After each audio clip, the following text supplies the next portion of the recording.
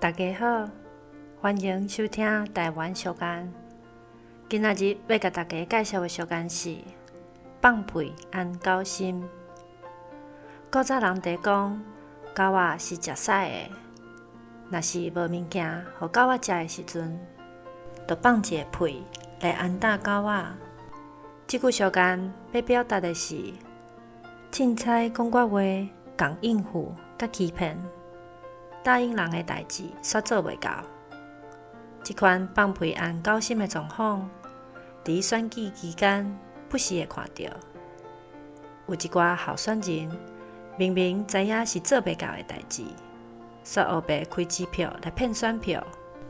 理智的选民就应该会晓分辨，像即款无信用、干那会晓放屁的政客，绝对莫甲你的票转互伊。以上，感谢收听。